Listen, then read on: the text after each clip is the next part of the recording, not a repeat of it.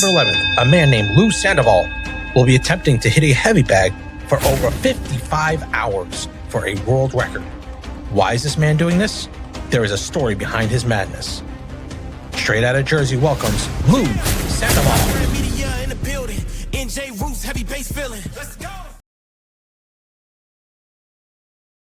Welcome everyone, straight out of Jersey. I am Joe Zapata, and I have a very interesting guest coming on today. It's a very inspiring story. His name is Lou Sandoval, and on September 11th, he's going for a world record. He's going to be hitting a heavy bag for over 55 hours. I think it's 55 hours and 16 minutes is the world record. But there's a reason why he's doing it, and I'm going to have him come on here and talk about the motivation, the training, the mindset, his support system, and everything involved around this. So I want to welcome to the show right now, Lou Sandoval. Lou, how you doing, buddy? I'm all right, Joe. Excited to be here, man. Thank you so much for coming on. I want to thank Joseph Molinara, who actually set this up, who's a friend of yours and mine, and he actually got us together for doing this. Lou, you got a really interesting story. So why don't we start maybe a little bit from, tell me about yourself, where you're from, where'd you grow up? I grew up in a small town in northern New Mexico, Gallup, New Mexico. Okay. It's if you Google it, it advertises itself proudly as the most patriotic small town in the United States. But it also has had the nickname Drunk Town, USA, because there is like generationally there's been a severe problem with addiction and things that are, the depression and the mental illness that is born from that affliction. But I was born and raised here, and I had a great family, a lot of love. It's a great town in a lot of ways. The first time I went to Jersey, which is in 2016, and I was staying in North Arlington, and I was walking around, and I thought to myself, Gallup is basically Jersey City on the reservation. Oh, wow. Yeah, it felt like that because it's a microcosm of Americana there. There was, there's Italian immigrants and there was Japanese immigrants, and Spanish, Mexican, Slav, African American. It was, very diverse. But we're surrounded by three native reservations: the Navajo, the Zuni, and the Hopi. And the Navajo reservation is the biggest in the country. Wow. But born and raised here, and I'm telling you, Joe, the kids that are born of this land, the dirt here, and it's not just the native kids. I'm talking about all the children here. They're just wildly gifted in very specific ways, athletically, artistically, and certain intangibles. But for many of them, by the time they're 12 years old, a lot of them are already under the thumb of addiction. Wow. It's pretty devastating in many regards. But again, I was very blessed. I had a family and a father who kept me in line, and a mom who inspired me, and very good. So I left after high school, went to college for a couple of years, and found that that college was getting in the way of my education. And so I moved to LA, and I began a career as an actor. Yeah. And That's went great. pretty good. Yeah, Okay. it went really good. I didn't know nothing about it. They say, may fortune favor the foolish. Went out there, got an agent, started working and everything, but with no understanding of really how to train really as an actor. Because if you go to New York, they'll train you like they train an electrician or a plumber. Yes. It's a craftsman. You go to LA, you're trying to get famous. And, with a couple of TV jobs, I thought I was the second coming of Marlon Brando, at 23 years old. And, but as time went on, I went into kind of a dark time. I got married and I got divorced, but I discovered a capacity to draw and to sculpt and to paint. And it was. I have one of your drawings actually right here. This is something there he you is. did right there, right? Yeah. You drew it. Very good. Yeah. And actually sculpting too. You've been sculpting a couple of things also, like right here. Yeah. And it was all discovered late in life. Really? Yeah, I didn't discover that I could sculpt until I was about 33 years old. Mm. But Wow. it was one of those things that when I stepped back from the first attempt to sculpt, and I had this innate understanding of the anatomy, and it dawned on me that I had been studying the anatomy since the late 70s with the Frazetta paintings Mm. and drawings and comics. And then growing up in the 80s, you had Schwarzenegger and Stallone Yeah. and all of that. And I was continually studying the body in motion, and there was the capacity to draw. So it just naturally came together. Mm. But just to get to the kind of the point of where we are with this hitting the bag thing, Yep. um, I landed up writing screenplays and doing diverse things within the arts. But Hmm. I started to gain some traction with the sculpture, Okay. and I got commissioned to do a sculpture of the resurrected Christ, and it was commissioned by the Diocese of Brooklyn with Craig Mm. Siracusa, and our buddy Joey Molinaro was the Okay. angel involved in that too. I Oh call him wow. Angelo because he's always there, man. He's always there. I ran You're a into nice him. guy. He was standing. I ran into him in the basement of the Actors Studio in New Oh York. wow. Yeah, Wow. because I passed the membership Mm. and in LA, and I said, now I got my excuse to go to New York. Hmm. So I went to New York and I saw this guy standing over there in the corner who looked like he didn't have any friends and I didn't have any friends. And I Hmm. walked over and we started talking and we connected on Jesus and Rocky. Oh, Rocky. Eh, Okay. Yeah, yeah, immediately and method acting. Okay. So and he's become really very much he's like a brother now. I'd take a bullet for the guy and he'd do it for me. But anyways, through Joey, he connected us with Craig Siracusa, who was Hmm. connected with the Diocese of Brooklyn, who commissioned me to do a sculpture of. It was called Invictus, Hmm. and it's a rendition. It's like a trophy statue of the resurrection. Hmm. Because I had never seen. The Christ that means most to me is the warrior Christ, Hmm. overcoming death and sin and Satan and all of that, but is arguably and maybe not so arguably the greatest victory in the history of the cosmos. So Hmm. I brought that into it, and Yeah. that started opening some doors, and Oh wow. I got engaged, on the Empire Okay. State Building, and Okay. it finally looked like the ball was starting to roll. Man, it Hmm. was like, here we go, a little respectability. Hmm. But then in the in the fall in October of 2023, I was with my fiance, and she was with her family. They all moved from Los Angeles to the Palm Springs area, and I was there to Hmm. be with her. Um, I had like three commissions that were gonna, lined up to set me up over the next 3 years. They were gonna give me like 80 grand, which isn't a lot of money, but Hmm. for a sculpture, you can get That's married on cool. that, Yeah, right? that's good money. Hmm. It was in October, and like within 10 days, everything dried up for Wow. whatever reason. Like, the money dried up with each of the commissions. My Nissan Xterra died, 2004 Nissan Xterra, and its nickname was Lazarus. And Wow. he was gone, man. So everything was just starting to move away. And like I was living 2 miles away from any grocery store or anything, and I was pretty much sequestered. And I Wow. recognized that that the loss that I was experiencing was so dramatic that it had to be the hand of God.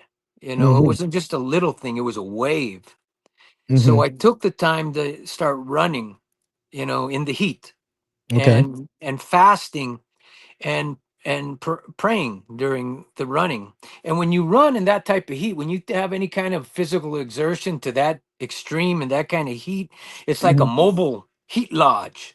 Hmm. It's a sauna, and it condenses you into, it's like you with you and only you. Hmm.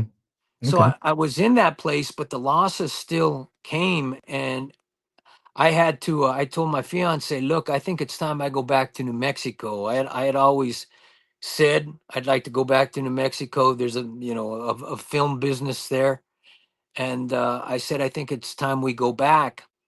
And that didn't work out with her. She's helping out with her mom and everything, and it wasn't in me to ask her to. I couldn't pull her away from that. Yeah. So I had to come back. So I came back to New Mexico, and there wasn't anything else left to lose, man. Wow. Is that when the You know, depression started really starting to kick in? yeah, yeah. I had gone through one depression previously, Mm-hmm. and they say that depression is inactive anger, right? Mm-hmm. So I was laying there, but this was like your worst nightmare was Mm-hmm. real, Yeah. and I started to recognize this apathy and this indifference that was growing in me that I Mm-hmm. hadn't experienced before. And you wake up in the middle of the night, and those little chihuahuas are Mm-hmm. barking in your ear, and they're pointing to the scoreboard, Mm-hmm. and they're telling you, "Hey, look, man, look, it's almost fourth quarter, and you're behind." And everything that you thought was real about you, everything you knew you were going to be, everything you are, it was a lie. Wow. And look, we got proof. Wow. So Did that addiction also come involved with any no, drugs? no, I was a drinker. Oh, you're a I drinker. was, Okay. yeah, yeah. I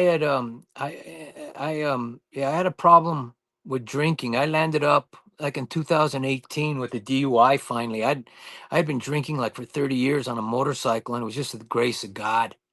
But Wow. finally, in 2018, in January, on the night of the Blood Wolf Moon, I got a Mm-hmm. DUI on my motorcycle, and when you wake up in a drunk tank, man, and you're still hungover, and you're Wow. telling yourself, "Wake up, man, wake up." So I took accountability for it. That's You good. know, yeah, Most and people don't. Most people don't. but there was, and I would occasionally smoke pot and everything. I was no meth or coke or Mm-hmm. anything like that, but it doesn't matter. If No. it's eroding at your soul, if it's finding ways to separate your Mm-hmm. will from your body, your mind, and everything, it doesn't mind if it's a glass, if it's Jack Daniels or it's Chardonnay. Wow. If it's separate. So I'm back in Gallup, and I said, well, I got to figure something out physically to do that's going to, I have to obsess on something or I'm going to die here Mm-hmm. because my spirit's dying, my soul's dying, and I got to get away from that. Mm-hmm. So I went after the attempt of getting my body fat down to 10%, which is Okay. ridiculous for a 58-year-old guy at the time, right? But Mm-hmm. I Yeah. went hell bent for leather, right? Mm-hmm. So I had it mapped out the first 8 weeks, put the weight on, muscle and everything. And Mm-hmm. then after that, get to the cardio. So I got to that stage of it with the cardio, and I fell back on my boxing training. And, I was never pro or even amateur. To call myself like a real boxer is in an insult to a real boxer. Mm-hmm. But if you saw me train, I could sell it. Okay. Mm-hmm. Speed bag, Yeah, you jumping look the good. rope and everything. But Joe, it was nothing exceptional. Mm-hmm. You wouldn't look at that. But while the training hit, I had discovered, and it was a discovery, that I was hitting the bag for extended amounts of time Mm-hmm. with a certain intensity at that Mm-hmm. time.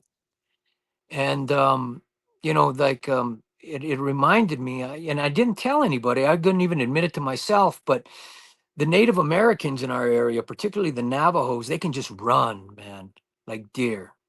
Like Wow. they're just like, and it's beautiful to watch, man. It's just effortless. They just go and go and go. And I was thinking, man, I can punch like the Navajos are running now. Where'd that come from? And I didn't Mm. know it was come from. But I think it's real important to mention this. While I was sequestered in the Palm Springs area, and I was really down, I was listening to different podcasts, Okay. and I came across a podcast with Dr. Andrew Huberman, Okay. and he was talking to David Goggins. Oh, wow. Yeah, you're familiar with both of Yes. them, right? Yes. Yep. Well, they were talking. Huberman introduced the anterior mid-cingulate cortex to David Goggins and to his viewers. The anterior mid-cingulate cortex is cortex in our brain about the size of a walnut Mm-hmm. that the neuroscientists have designated and discovered to be the seat of the will. And it can grow like a Mm. muscle. And as it grows or atrophies, it affects the whole of your neuroplasticity. Oh, wow. How it grows is two ways. And it's kind of ancient, and we always knew this, but how what the neuroscientists have discovered is that if you physically choose to do something you absolutely do not want to do, Mm-hmm. the more resistance there is, by you doing it, it grows. The more consistently you do it, the more it grows. Now, here's the catch 22. The minute you, like, let's say it's cold, doing a cold shower. You don't want Mm-hmm. to do the cold shower. You don't want to do the cold shower. It's growing, it's growing. But the minute it's like, I don't mind this cold shower, it won't grow anymore. Mm. You got to constantly put yourself into newness of discomfort. The other way it can grow is by not doing something that you have the pull for. Mm. Walking past that bag of oatmeal cookies, not drinking, not so I took that in and I bought into it Okay. 100%. And almost the next day I started like consciously, almost hourly doing things I didn't want to do. Going, Okay. whether it was like making an amends to somebody who Mm-hmm. I was justified in holding resentment to, Mm-hmm. whether it was going for a run, whether it was not eating something, but I was consciously doing this and doing this. And I didn't give it much attention. I just started doing it and creating Okay. that habit in that. Mm-hmm. So that we come back to me hitting the bag where I'm doing it in an Mm-hmm. abnormal fashion.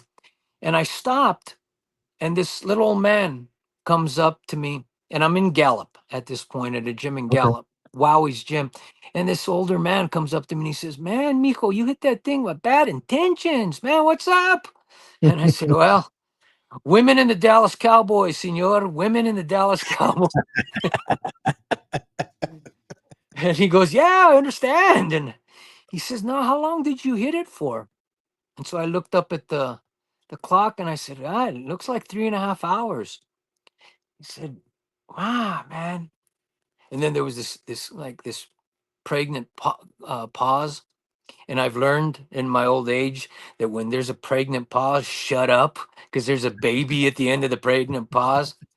He goes, "I wonder if there's a record in that Guinness book for hitting the bag." I said, "I don't know. They got a record in there for a guy sitting on the pot. I'm sure they would have one for hitting the Yeah. Yeah. bag, Mm-hmm. right?" Mm-hmm. Yeah. So we said goodbye. And the next day I wondered about it. And so I Googled it. And sure enough, there was video of the man who has the record. And it's held by a gentleman from India. I Mm-hmm. can't, I don't know his name, and I don't want to insult them, you Yeah. know. But this gentleman is a self-proclaimed martial artist. Mm-hmm. And they showed the video of him hitting the bag.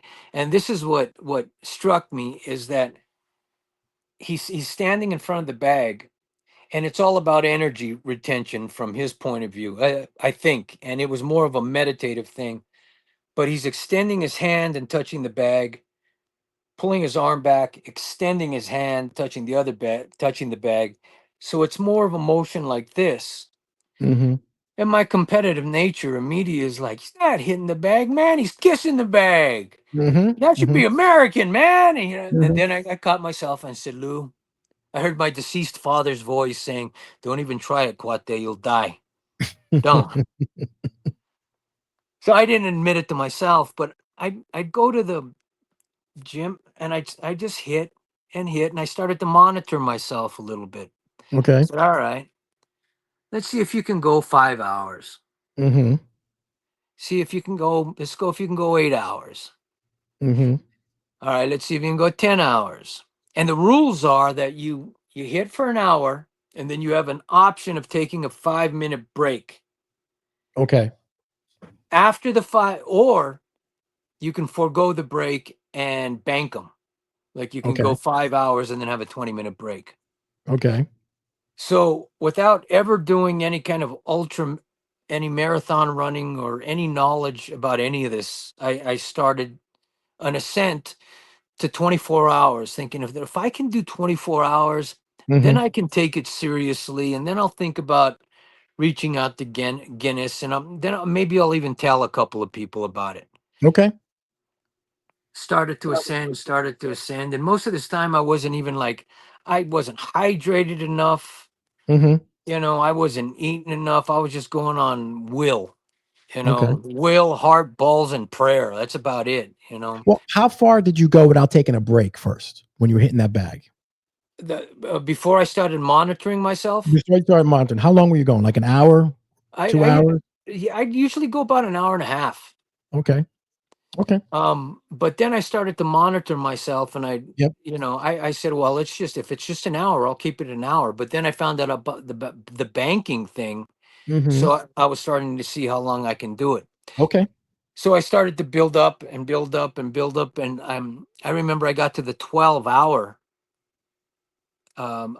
milestone, and that's when I started to feel how real it was, Yeah. because it wasn't the punching that was kicking my butt so much, and I wasn't even stretching before, but I have absolutely no cartilage in my right knee. It's bone on bone. Ooh. Yeah, yeah. But that it numbs up after like 3 hours. Mm-hmm. And I can maneuver through that, but there's something going on with my left ankle, which I don't know what's going on. So it's the wheels, it's the legs that Mm-hmm. are, and then the back kind of lines up after that 12-hour spin milestone. That's when I found out, how real it was going to be. How are your shoulders? Do your shoulders get really tired at all or no? Man, again, I attribute this to just my father's blood, the Mexican fighter. Okay. That Okay. it just I don't have it's not too much of a challenge with the shoulders. I haven't Mhm. given out punching. The back can be a challenge, like the lower back. Well, like Okay. when I was doing the 33 in Brooklyn, Yep. I had there was a chiropractor, Pietro Bio. Mm-hmm. Thank God I stored up my 5 hours, and I had 25 minutes to rest.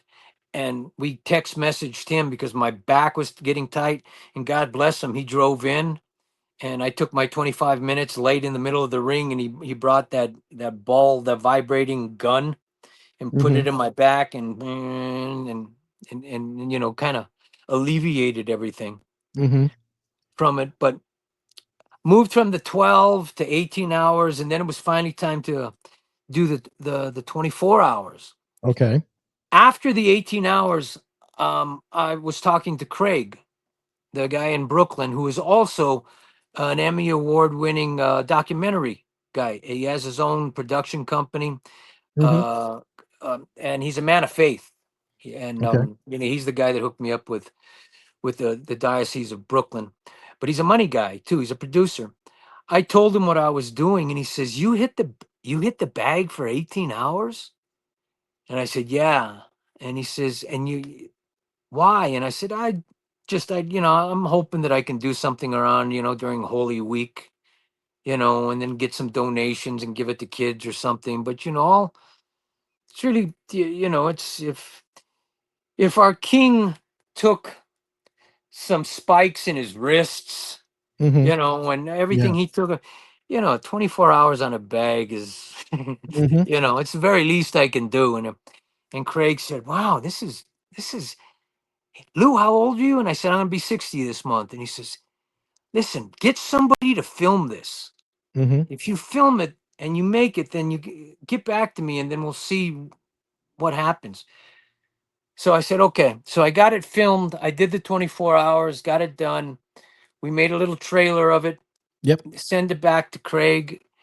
He saw it. He got it to various people within New Mm-hmm. York City. He got it to Patty Russo, Patty Russo is he's the owner, and he started Cops the Cops and Kids in Brooklyn, Yep. which was a boxing club. You know all about it, Yep. I right? know. Mm-hmm. And he was really generous. He said, bring him in. He can have the event here. Could do the 33 hours here. We'll help him with the training. And so I got that thumbs up after the 24 hours, and I didn't want to move forward with this after 24 hours. If I didn't hear from Craig again, Mm-hmm. if he wouldn't have given the green light saying, yeah, come on out, I was just going to let it go, because, man, it sucks after you're done. I'm sure it does. Yeah. Where's your mind as you're hitting that bag and you're going where's your mind going? Well, I'm glad you asked that, because really this whole it's been really an experiment, an experience in transformation from the inside out, Okay. because I've got a whole new relationship with my mind now, because everything is all training is mental training. It's the strongest part. If it's also your worst enemy, That's true. it when again, because I had never done anything for this long. I remember I was doing the 12 hours, and I got to that 10th hour, and everything starts to scream at you to stop. Mm-hmm. The voices are the voices of reason. Yep. What's wrong with you? Are you desperate? Mm-hmm. Are you this needy for? They start shaming you, and they start and it's all valid. Yep. you know Mm-hmm. and the body is telling you, all right, that's enough, that's enough, that's enough.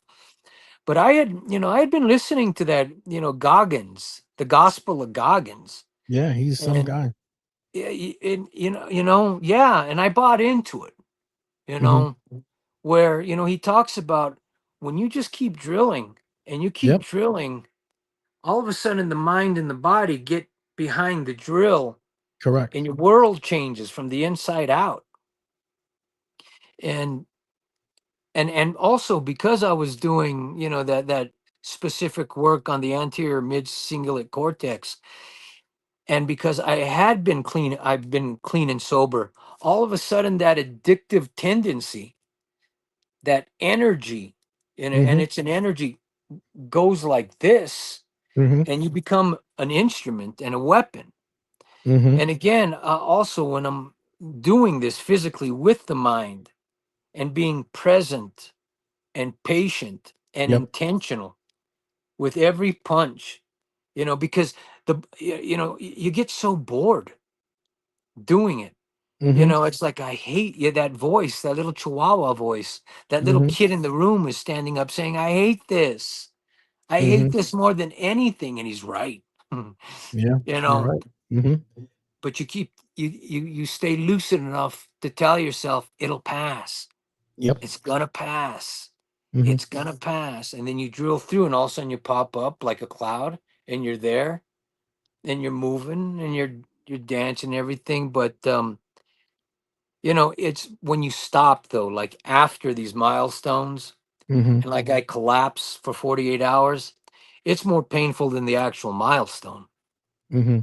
Yeah. You At, can't. at your age of 60, what role does diet and rest on your routine, and how are you going to do this with your diet and stuff at your age? Because I'm sure your age is up there. Doctors are going to probably be there when you do this. Yeah, well, in the milestone, when I was in Brooklyn, we had to go to a doctor. I had to Okay. take a physical, and it's in the documentary. I probably should have mentioned that there's a documentary being shot around all of this, Mm-hmm. but I think for liability reasons as well as anything, I had to go to a doctor, and they filmed I'm it sure. all. Mm-hmm. And they did the blood work, and put me through different tests and everything, Yeah. and he told me, he says, Lou, it looks like you pretty much got the blood work and the numbers here of a 35-year-old professional athlete, but I don't know what to tell you about that knee, man. you know Yeah. Exactly. What kind of but support system do you have also behind you? um I had a really good support system in New York. Okay.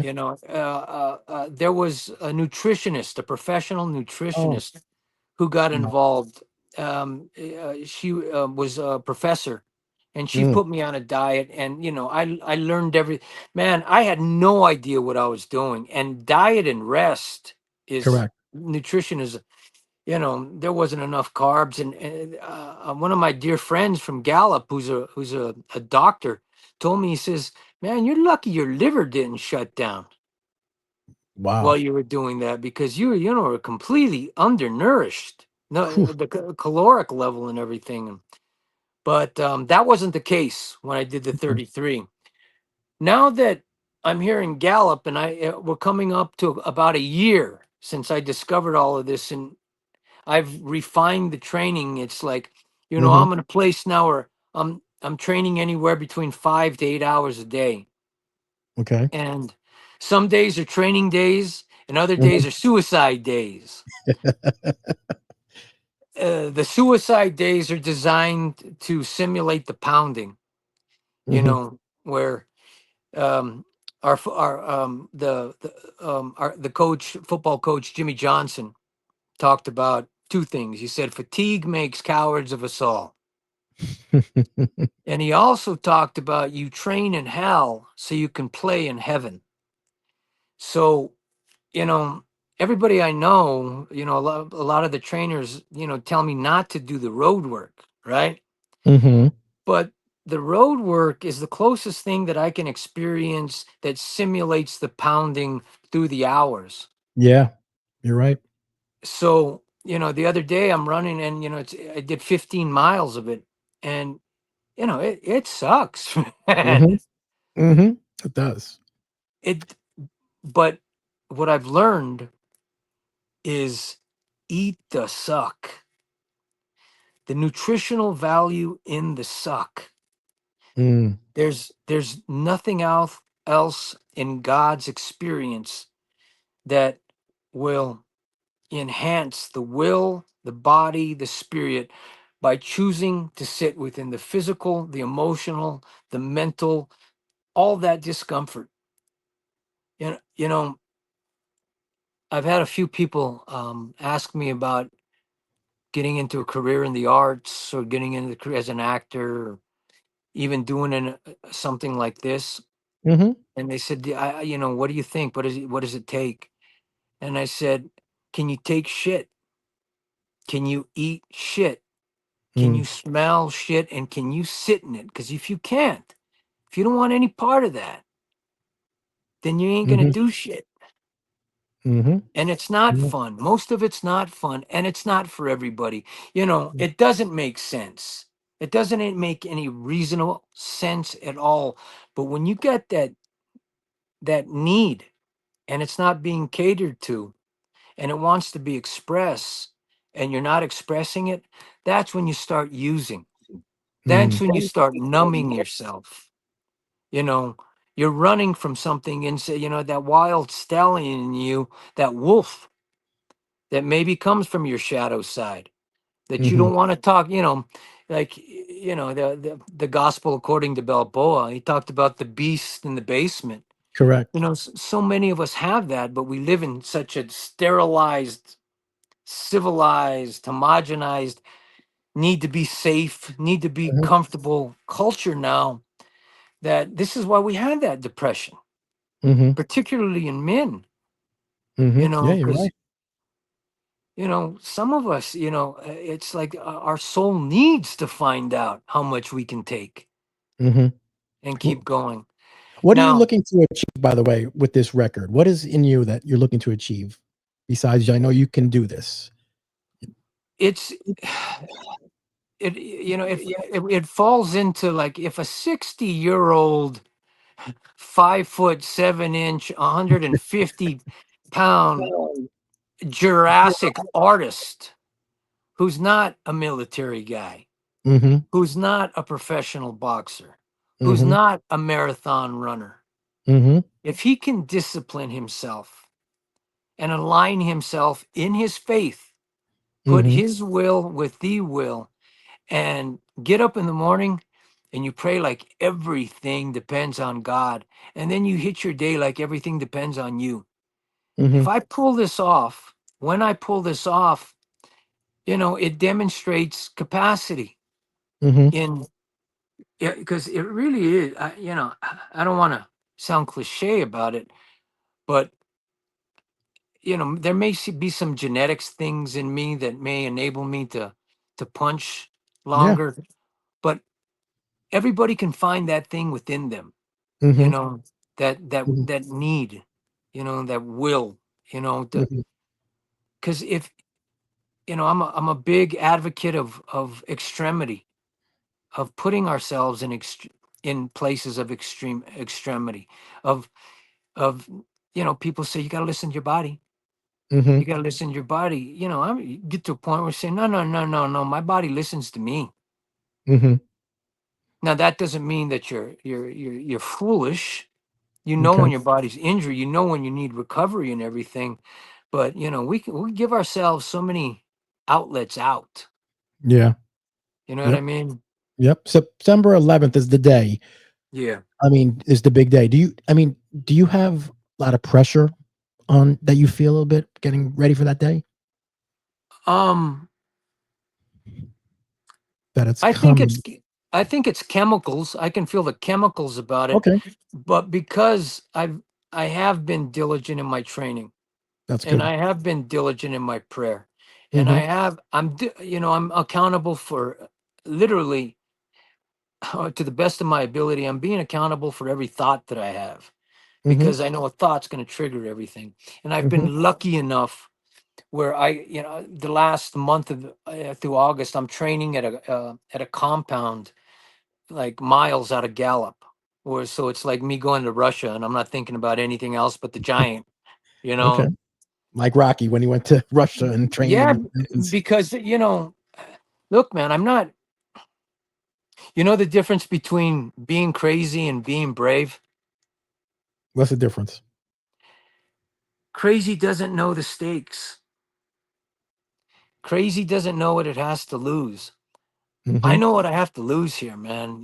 Right. There's people that have invested time and money, and there's Mm-hmm. eyes on it, Mm-hmm. and I get that, but I'm not really feeling the pressure as much as I am. When you're prepared, you get excited. Mm-hmm.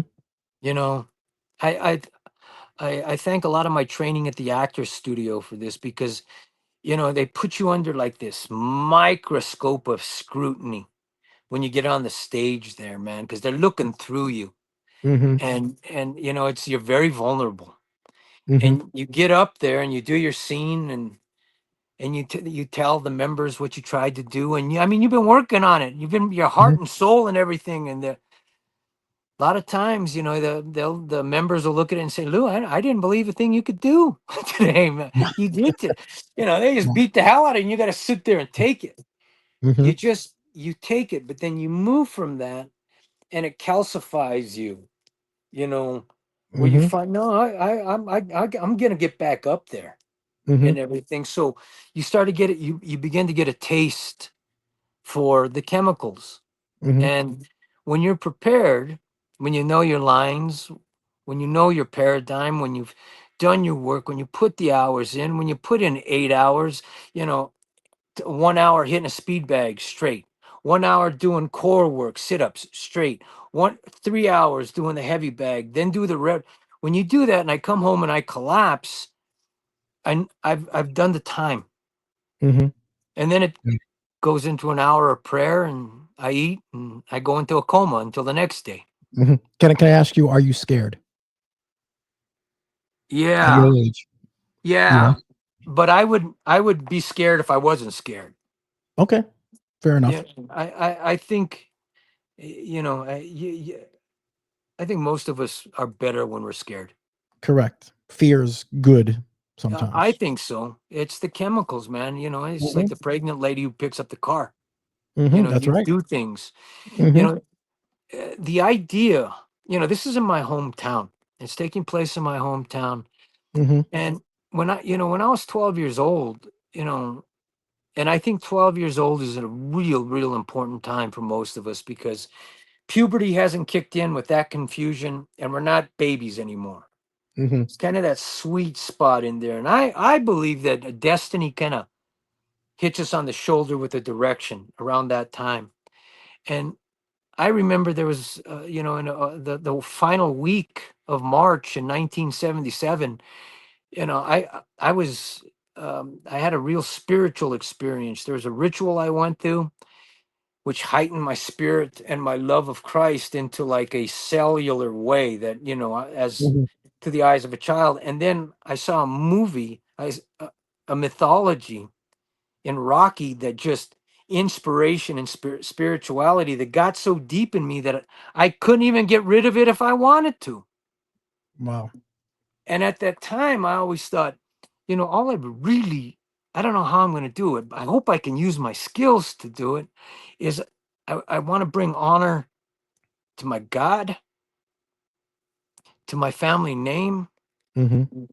to my friends, and to my hometown, you Mm-hmm. know, and you don't talk about it too much as you're an adult, Yeah. you know, Mm-hmm. but man, I'm telling you, Joe, that part of the magic, part of the power of doing things like this, even attempting things like this, is keeping that childlike thing alive in you. Mm-hmm. You know, the thing that wants to believe that something like this believes in you. Yeah. You know, Yeah. Your faith seems really important to you. well, it's because I've spent decades getting my ass kicked Okay. consistently, and I'm not. That's not woe is me. I've contributed to most of those. Mm-hmm. It's like that's the thing with the addict, because I am an addict more Mm-hmm. than an alcoholic, and an addict is just, it's consumptive, more, more, more, more, more. It's Mm-hmm. why I can hit a bag for so long. It's more, more, more. Mm-hmm. But when that gets lined up, and it's clean and everything, then you can do things. It's like, when I you asked about the faith, it's not faith anymore, it's trust, because the relationship, and it's supposed to be our relationship with divinity. And for me, it's Christ. For Okay. me, it's Jesus. It's specifically Jesus and Mother Mary, and I don't want to get into that too much, but it's so specific, and the relationship, it's like family. When it's that real, there's a trust that is Mm-hmm. developed, that when you go through your worst nightmares and you live through your worst nightmares and you don't know where to go, and you come out at the other end, and you're something different. You're something better than you ever thought you could be, and it's still growing. You trust things, and it's not faith Mm-hmm. anymore, it's trust. Mm-hmm. Wow. Take me to the day of, will you sleep that much the day before the event? You think you're going to sleep that much? I'm gonna try. I'm gonna try because you taper. Okay. You train and you train and you train, and Mm-hmm. then like a week before, you start to just really, it becomes a mental thing. But Mm-hmm. I hope I get better sleep the night before this one than I did in Brooklyn. Mm-hmm. But because I went down I thought I would help myself out by going down to the gym, Mm-hmm. in the boxing gym in Brooklyn, and sleeping down there. But I went into where they put me to sleep, was in the office, Mm-hmm. and I found out that it was motion sensitive light. Oh, okay. So I would move and the light would turn on, and that didn't bode well for the best of night's sleep before staying awake for 33 hours. But Mm-hmm. yeah, I hope to get plenty of sleep, Okay. with it. If you succeed, and I know you will, what is next on Lou's plate? Another record? No, no, because this really isn't about the record. No. We're still waiting to hear back from Guinness. Okay. Okay. We Craig has been trying to get a hold of Guinness since January, and we haven't heard back. But we have contact with other people who have records, so Okay. we're gonna film the whole thing. We're gonna document the whole thing. We're gonna make it Good. indisputable. But Um, you know, you want to make God laugh, you tell him your plans, right? Yeah. What what I'd like to do is, you know, I'm gonna immediately work on a screenplay of Hmm. this journey, That's great. and it'll be called Eucatastrophe.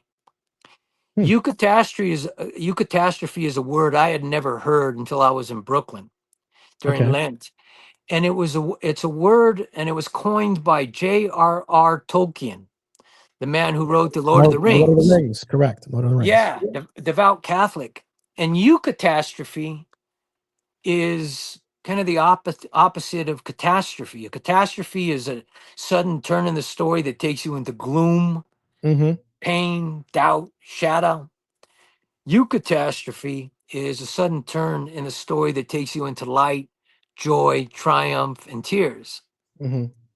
So, and I'm telling you, man, I've been taking notes. I've been taking notes, and it really, it's the whole thing has been so cinematic that I can just put it together, and maybe we'll make it into a, you know, make it into a movie. But I have a passion project as well called Elias, which is Okay. another screenplay. But I'd like to get, you know, in front of people and just share the story, what I did with you, and it's really Exactly. condensed. Yeah.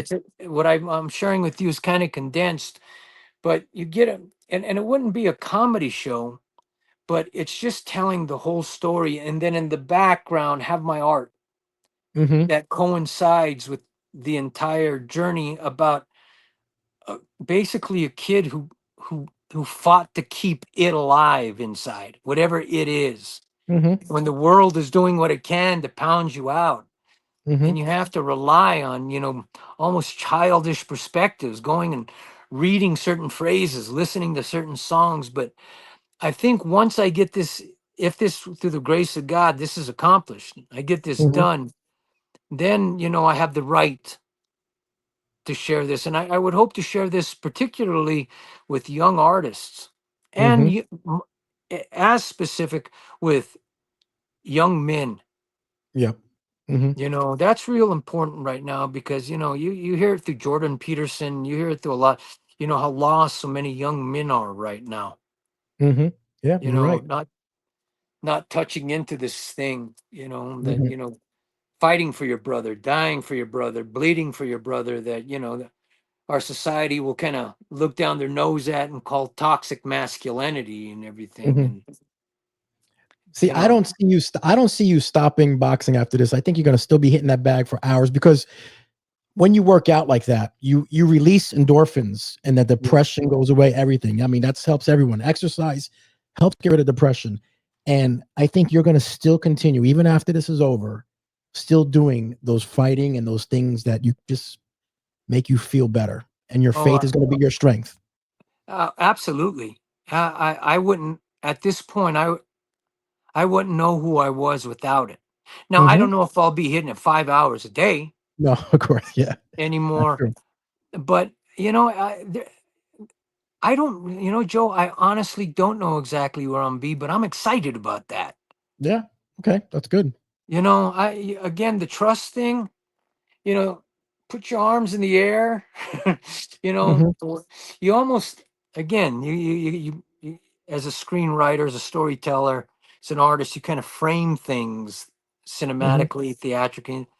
I just have, over the decades now, I kind of have been trained to, you know, just be a soldier for God.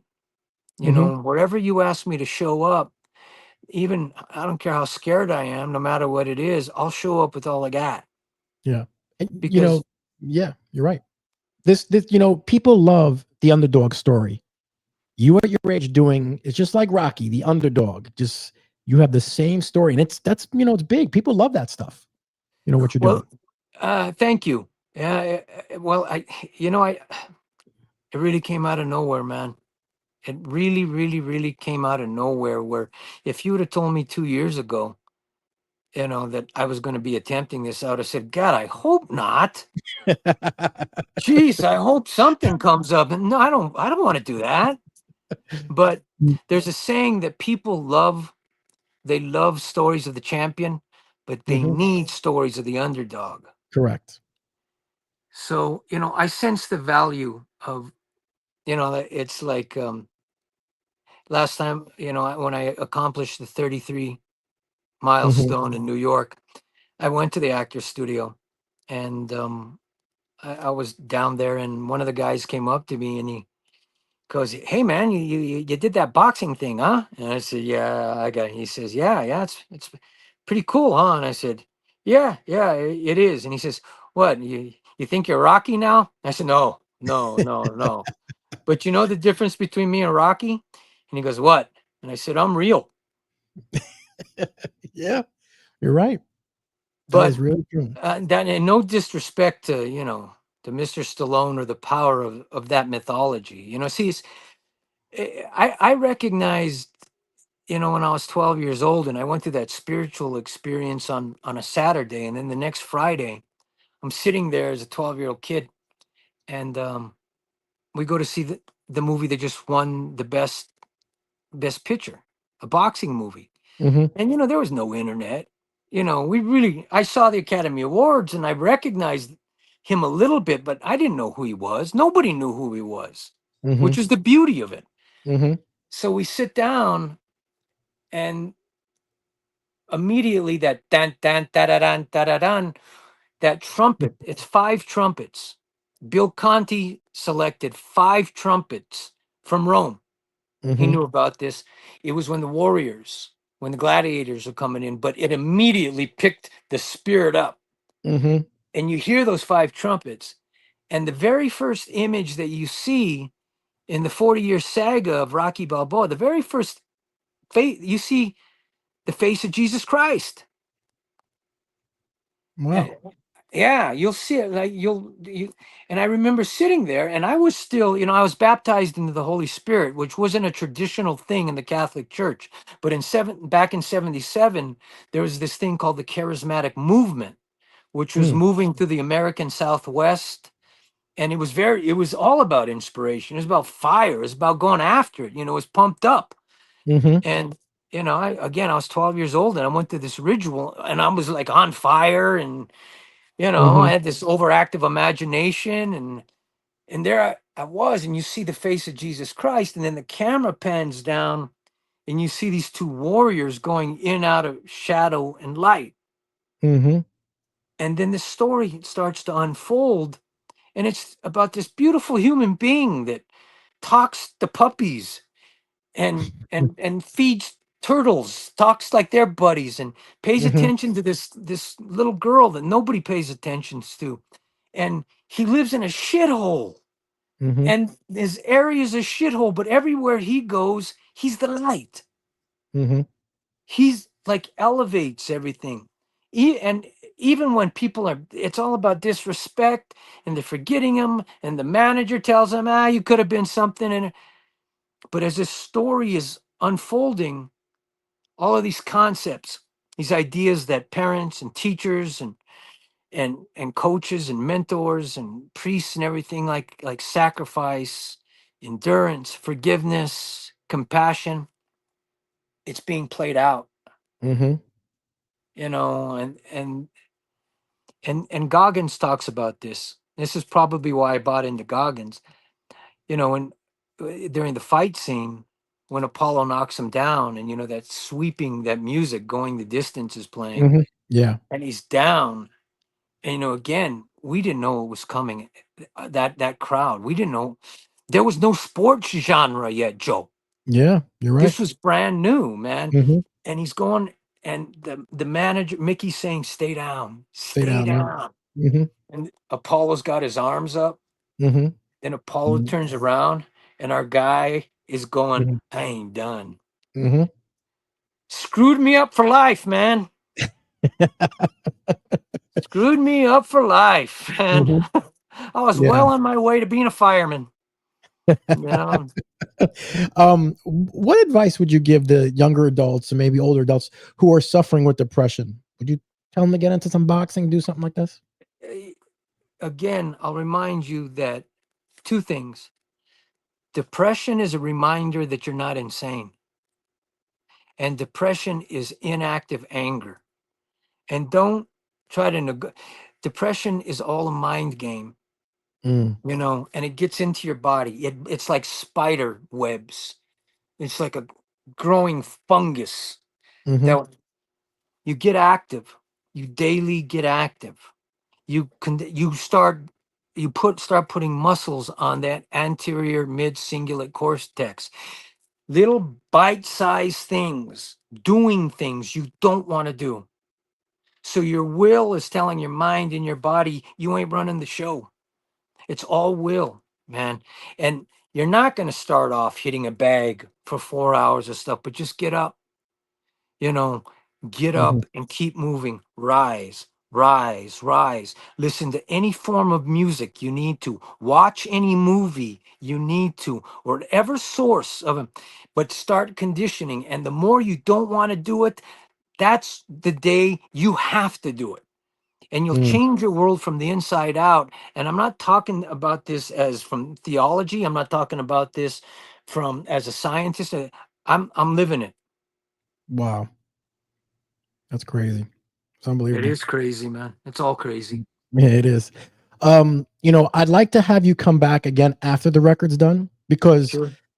I have a little surprise for you. That I didn't want. Actually, Teddy Atlas. I talked to Teddy Atlas, who's a good friend of ours. Obviously, he's a great boxing. We're planning to do something for you after the record is done, and you actually do it because I know you will. We're going to have something special for you after September 11th. So Wow, I want to man. bring you. I want to bring you back on here, and we want to do it on air with Teddy Atlas and some other stuff going on for you. So it's a little surprise I have for you in the background that I've been working on with some other people. So I know you're going to do this. Now I got to do it, man. I got to do it now. I know you do. I mean, I love Teddy Atlas. I've been listening to Teddy Atlas since 1986. Yeah. One of the gyms you were training at in Brooklyn, he owned it. When it Yeah. was he was an investor and he did that. That was one of his gyms. Yeah, Because I he's spoke the to him real about it. He deal, knew it. man. He is good, and he loves stories like this. And when I talk to him, he has something for me. Like I said, we're gonna do something special for you. So September 11th. But he's just been traveling, and we've been back and forth. But he knew I had the interview today, but he says, "Look, we'll get something for him for Louis." So I'm looking forward to you beating this record and Well, doing the right thing, man. I believe well, in I'm you, telling. Louis. Thank you, Joe. I appreciate that, and you honor me, man. And uh, I'm asking you, and I'm asking Teddy, and I'm asking for your viewers. Just say a prayer, you know, Mm, we will. because there's you can never have enough prayers, ever, ever, ever, ever. And it is, I'm not playing down what I'm going up against, man. This is it's 55 hours, man, but I've been training to go Mhm, until I can't go anymore. mhm, The only way I won't go is if I collapse or if I mhm, die. mhm. And I don't think so. But No. what I can see, because I know, there is, we have a loving God and he has a wicked sense of humor, man. Is like 2 days afterwards, you did it. And then Saint Michael, the archangel, just extinguishes the candle, man. And they call me Mhm, back home. And if mhm. that happens, man. It went out and there was no bed bugs involved. Yeah. Do you have any children by any chance? Not that I know of. Oh, No. okay. I didn't know if you had any children. I was just asking to see if you had any kids. No, Well, no, but I've got some great nephews, that that's that great news, feel man. really great nephews. They're the best. Mm, okay. Well, Louis, thank you so much. We're actually going to talk again after September 11th when you do the world record, because like I said, we do have a surprise for you with Teddy Atlas and some other people coming on. So, Louis, I will talk to you soon. Get prepared for this fight. You got any last messages for your people watching right now? Just everybody there's been people that have contributed, financially, have Yep. supported us, that have prayed, have given me phone calls. That my brothers here in Gallup. There's too many to name right now, but Eddie and Mark and Archie and any of these guys. Mhm. I thank you all for your prayers, and Joe, I thank you, man, for taking the time to listen to the No, thank story you and so much. and Is there a place where we could reach out to donate you, or do you have a website, Instagram? We have a or something? GoFundMe. There's Okay. Lou Sandoval on Facebook, and we have a Okay. GoFundMe Okay. I will put that in page. there. If you And send me that page, I will put that up with the video. you If you got send it. me that, and I got it, we'll take care of that. Again, Louis, thank you so much, man. I really appreciate it. And we will talk on the after September 11th. All right. Thank you, Thank man. you. Keep fighting, man. All right, Joe. God bless you, man. God bless you, man. Later. I got it. Thanks for watching the Zapata Brand podcast. Please subscribe to the podcast and listen where all podcasts are available.